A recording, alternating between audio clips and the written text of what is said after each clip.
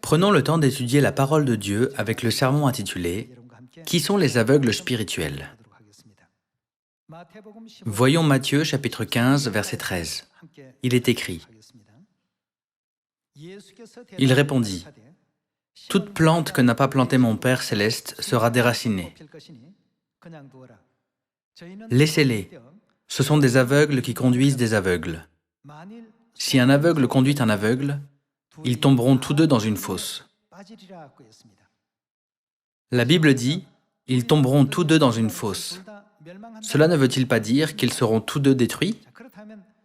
Qui sont les aveugles dont la Bible parle?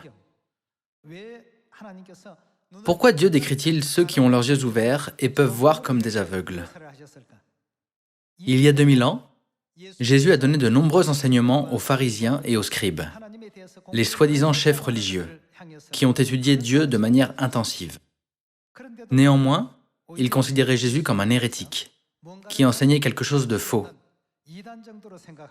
le qualifiaient de secte des Nazaréens, et le crucifiaient même sur la croix à la fin.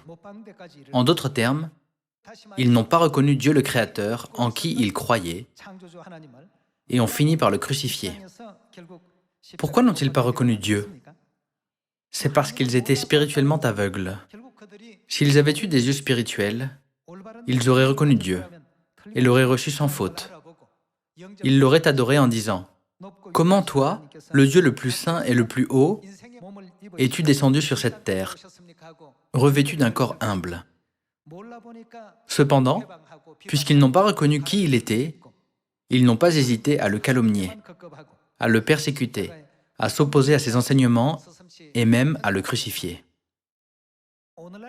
Même aujourd'hui, en cette époque, l'Esprit et l'Épouse sont venus sur cette terre pour sauver l'humanité, et ils sont avec nous. Même si Dieu est avec nous, il y a encore ceux qui ne le reconnaissent pas. Alors, qui sont-ils spirituellement? La Bible nous éveille au fait que ceux qui ne peuvent pas voir en ayant des yeux sont spirituellement aveugles. Allons à Matthieu chapitre 13, verset 10. Les disciples s'approchèrent et lui dirent « Pourquoi leur parles-tu en parabole ?» Jésus leur répondit « Parce qu'il vous a été donné de connaître les mystères du royaume des cieux, et que cela ne leur a pas été donné. Car on donnera à celui qui a, et il sera dans l'abondance. Mais à celui qui n'a pas, on notera même ce qu'il a. C'est pourquoi je leur parle en parabole, parce qu'en voyant, ils ne voient point, et qu'en entendant, ils n'entendent ni ne comprennent. Et pour eux s'accomplit cette prophétie d'Ésaïe. Vous entendrez de vos oreilles, et vous ne comprendrez point.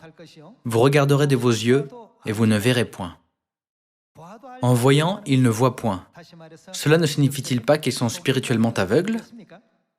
Verset 15. Car le cœur de ce peuple est devenu insensible.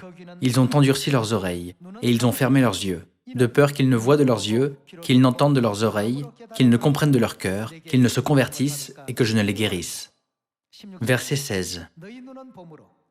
Mais heureux sont vos yeux, parce qu'ils voient, et vos oreilles, parce qu'elles entendent. Je vous le dis en vérité, beaucoup de prophètes et de justes ont désiré voir ce que vous voyez, et ne l'ont pas vu, entendre ce que vous entendez, et ne l'ont pas entendu. Nous sommes vraiment bénis en vivant en cette époque. C'était une immense bénédiction de reconnaître Jésus-Christ lors de sa première venue. En cette époque, puisque nous avons reçu l'enseignement de l'Esprit et de l'Épouse, et que Dieu a ouvert nos yeux pour les reconnaître, nous, les membres de la famille de Sion, sont les personnes les plus bénies sans aucun doute. La Bible nous a enseigné l'existence de Dieu le Père et de Dieu la Mère, et la vérité de la nouvelle alliance qui doit être proclamée. Même si toute cette vérité est dans la Bible, les gens ne voient pas le sabbat, la Pâque, la nouvelle alliance, le Christ Ansahon et Dieu la Mère. La raison pour laquelle tous ces gens sont appelés des aveugles spirituels n'est-elle pas claire?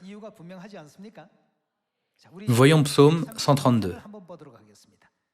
Dieu est descendu sur cette terre pour sauver l'humanité, et il nous a fait connaître sa demeure.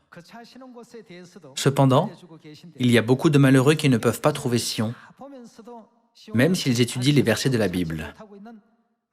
Verset 13. Oui, l'Éternel a choisi Sion. Il l'a désiré pour sa demeure. C'est mon lieu de repos à toujours.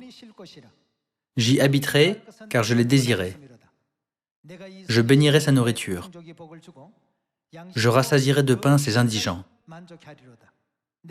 Je revêtirai de salut ses sacrificateurs, et ses fidèles pousseront des cris de joie. Là, j'élèverai la puissance de David. Je préparerai une lampe à mon oint. Je revêtirai de honte ses ennemis, et sur lui brillera sa couronne. Même si Dieu nous a enseigné qu'il demeure à Sion, beaucoup de gens dans le monde qui cherchent Dieu ne peuvent pas voir Sion. Ces gens ne peuvent pas non plus voir la loi sortir de Sion dans les derniers jours. Dieu appelle ces gens des aveugles spirituels et dit « Puisqu'un aveugle conduit un aveugle, l'aveugle qui conduit et l'aveugle qui est conduit seront détruits ensemble. » Frères et sœurs, notre évangile a une grande puissance et autorité pour sauver le monde.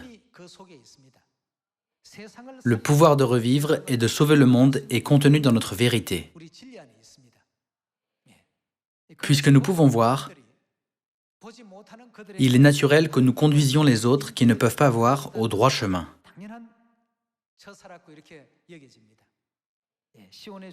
Il y a encore des gens qui ne connaissent pas l'existence de Dieu, qui demeure à Sion, ou même l'existence de Sion. Devenons tous ceux qui ouvrent leurs yeux, leur enseignent cette vérité et les conduisent au droit chemin.